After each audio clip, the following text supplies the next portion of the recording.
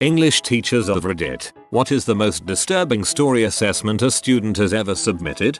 English teacher here. Had an 8th grade student write a "my life at this moment" letter to themselves that they write at the beginning of the year and read to themselves at the end. I always have a rule that they get full credit if I can just see writing on it and see it's coherent English. Though if they definitely don't want me to read it, they should staple it and I'll just look for writing. I had a girl who went over the top to look, act, sound, and be a boy. She wasn't trans, so I was a bit confused on how exactly she wanted to be viewed, so I just pretended she was tomboyish. She was also insanely defiant to her male teachers, and I worked my butt off to build a relationship with her. She wouldn't have it, though I was as kind as I could be. Anyway, the time of year came for me to pass back their letters. By this time, this girl had been moved to a digital learning lab and had been isolated from the Gen Pop. I passed all the letters out and found hers had been left unstapled, though I didn't remember reading it or noticing it wasn't sealed.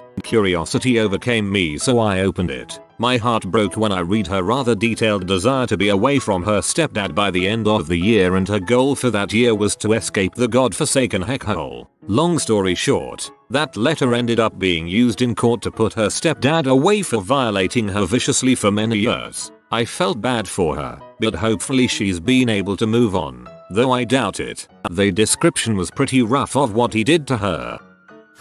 Had a student submit a paper about growing up with an addict teen brother. He had the room next to her, and sometimes when getting clean the parents would lock him in his room and he would have raging withdrawals. She was very young, so I imagine there was a lot of medical care and therapy going on that she didn't know about. She just remembered that her brother was screaming and crying in the next room, and she would sit in her closet all night long terrified he was going to break through the wall and get her. It was such a heartrending story, and it made me view what families go through in such a different light.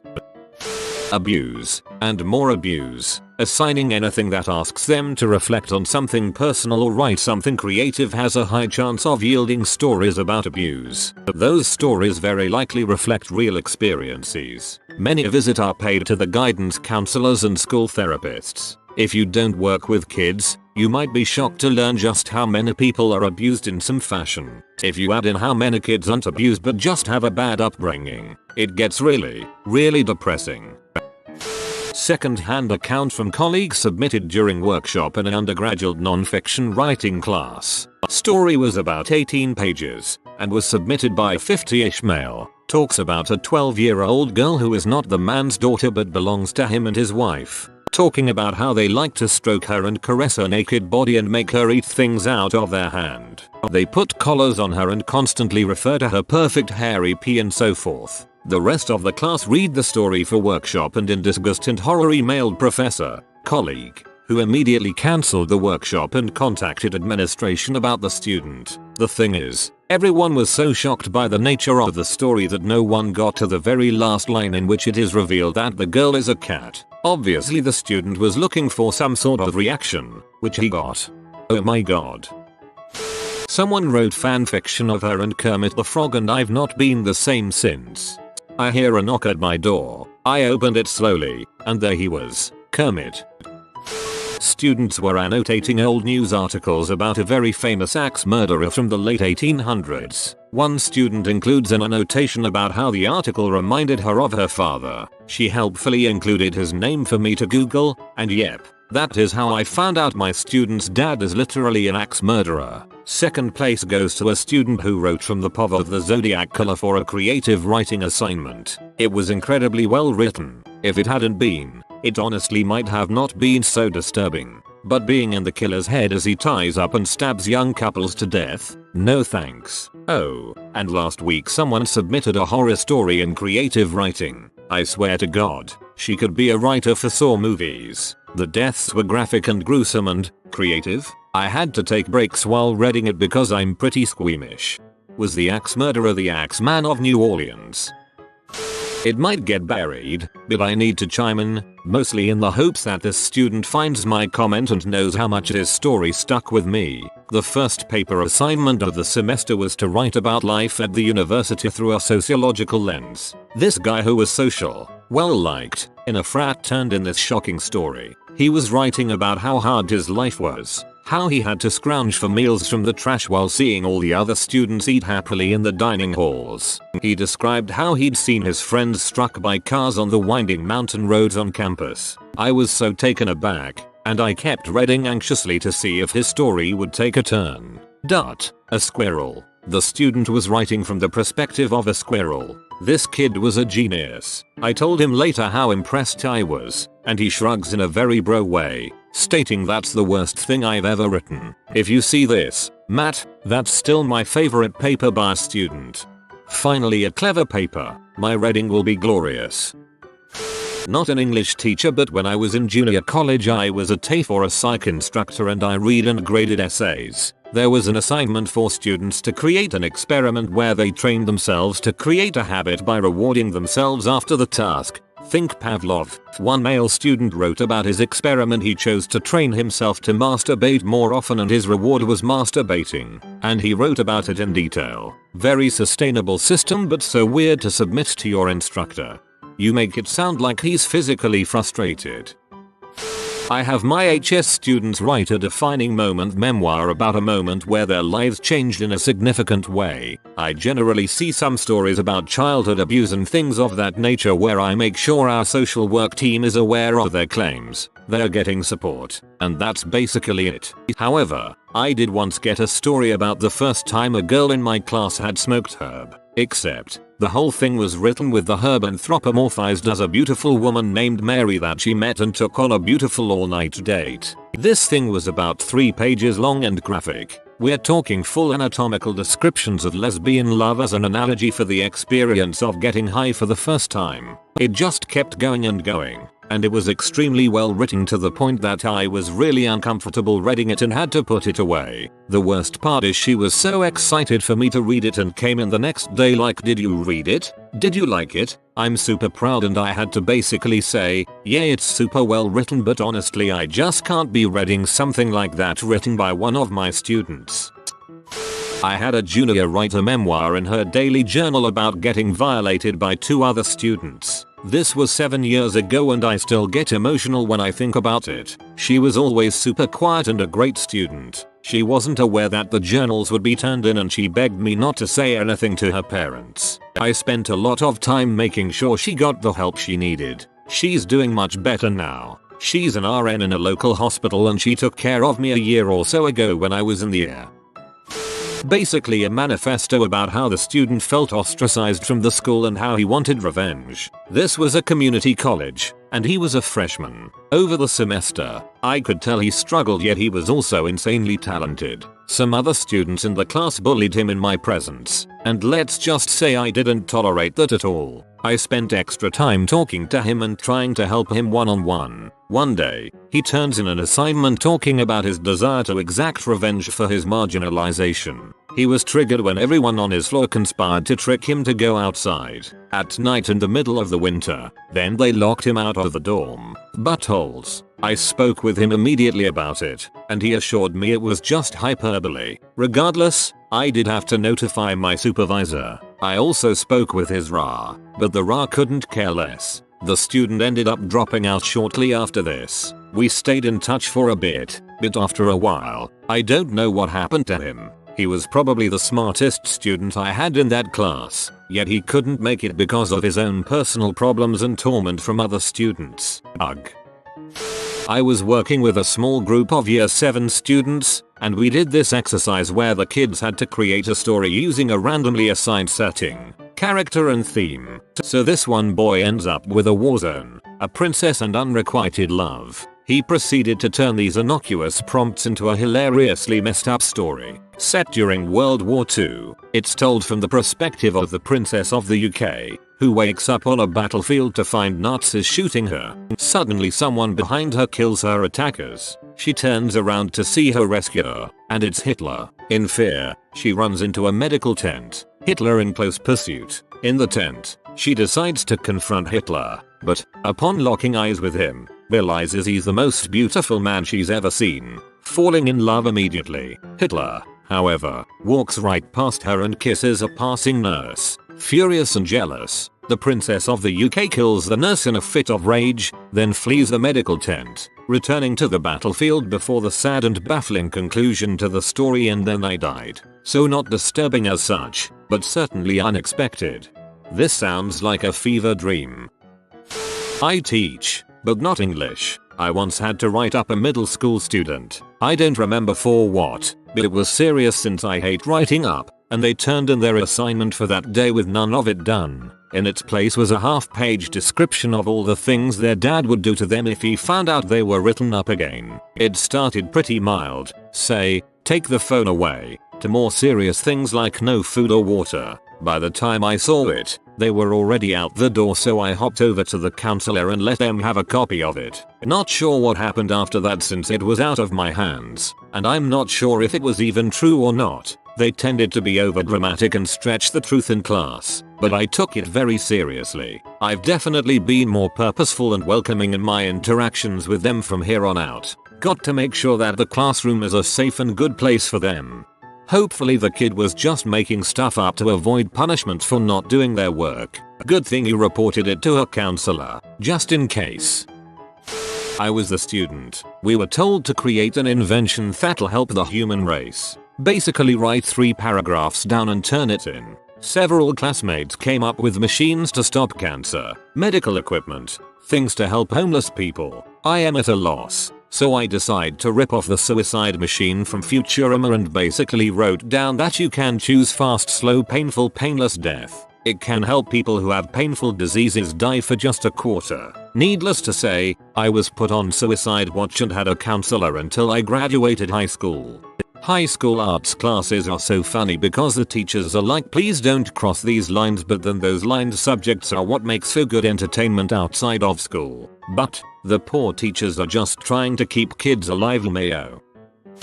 We have middle schoolers put together a portfolio at the end of the year of all their readings, logs, and the essay they are most proud of, and a revision of their essay that they think could improve the most. It's a big culmination project that includes a letter at the beginning to the grader where they need to explain what they've learned and how their habits have changed and stuff like that. Easily some of the funniest crap I've ever read in those letters, and I still have pictures of my favorite intros. But the most disturbing one was about a boy who explained in detail that he broke his habit of not doing his reading by reading while he takes shoots. Nothing much, just edgy murder fantasies. I'm just glad they're writing more than 3 sentences and using somewhat correct grammar. Same. I had a unit where high schoolers had to create a superhero backstory, and those got edgy as frickin' the Yahweh. I've been given some pretty gruesome horror stuff, but it's usually based on crap the students have watched. This week alone I've read 2 Red Dead Redemption 2 ripoffs, so I'd settle for anything original. Not a teacher, but when I was in 9th grade a kid in my class wrote a story about a student planting bombs around the school and a group of students teaming up to defuse the bombs and catch him. It was pretty cool, but it lost its luster when the kid made a bomb threat to the school 1 week later. I'm an ESL teacher. One class, we were talking about different holidays and how we celebrate them. This one student was trying to explain Mother's Day, but didn't know the exact name of it. When I asked him to explain the holiday so I could tell him the name we use, he said, "It's the day where I pleasure my mother." Asked them to write a sentence using the word believe on a vocabulary test. One kid wrote, "I believe the sun will destroy us all one day." He's not wrong. But what if we punch the sun? To the question if you could have anything in the world, what would it be? A 17-year-old replied, "A gun so that I could kill people I hate." Okay then. All the other kids with their pumped up kicks. Does college count? One of my English profs would probably note a poem I wrote that was a description of a girl picking her nose with adult overtones. Like it sounded like a woman frigging herself. But then at the end it's revealed that she's actually digging her fingers in her nose. I titled it "A Hairy Hole." I had a lot of fun writing it, and my prof gave me an A on it, so whatever. Not a teacher, but when I was in primary school we had a student read out a story about killing her whole family and then herself. Like a week later her sister went missing and they still haven't found her. It's been years but it still haunts me to this day. Whoa, I hope the teacher gave that info to the police. TW. Child abuse. I was teaching a year 9 class. 13-14-year-olds. We had spent a few weeks on creative writing skills and their final assessment was to write a piece with the title Trapped. Most kids wrote about being in prison, or trapped on a mountainside or something, but one girl wrote about being trapped in a bedroom while her dad physically abused her. It was quite graphic and some of the things she said just seemed too real. I really didn't think it was made up. I went to see the school safeguarding officer who made copies of the piece, but said that I had to give feedback as normal and not to tell the girl that I'd escalated it. I found this really hard, as I thought that it was probably a cry for help and she was reaching out to me, and I hated that she might think I'd completely missed it and just treated it as a normal story. The police and social services were involved and it turned out that the story was true. The girl and her 5 siblings were removed from the home and placed into care. It also turned out that her parents were having a lot of parties and were allowing her to be abused by other people. I left that school a few months later. In the following years, I got married and had a baby. A couple of months ago I was collecting my daughter from daycare and the girl from my class was on a college placement there. She's 18 now and getting her qualifications in childcare. She looks well and seems happy. It was so good to see her. So glad she got out. I used to teach kinder and asked students to draw and write a sentence or two about their week to turn in as homework. One girl turned in a drawing that she later told me her mother had sent her from prison. I don't remember the exact phrasing anymore, but it had a lot of phrases like "you're ugly," "you're dumb," "I don't miss you," and "stupid girl." She was so happy to turn it in. I don't think she had any idea what it really said and only knew her mother had sent it to her. Jesus, that is heartbreaking.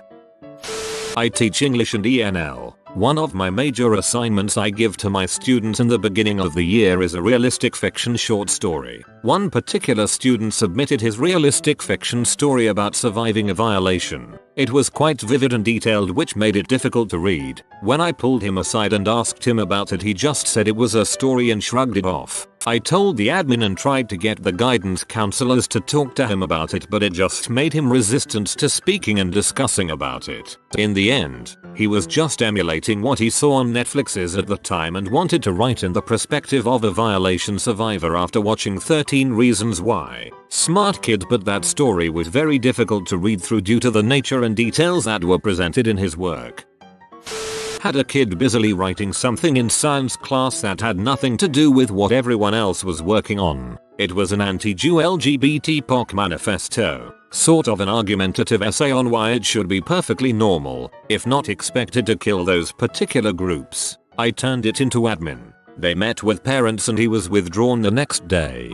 Geez Timmy, we told you you have to keep our white supremacy on the DL in public. Now we have to switch schools yet again. That is pretty twisted though, and I could only imagine what kind of parents this kid had, because actions like these are usually learned behaviors that start from their home life.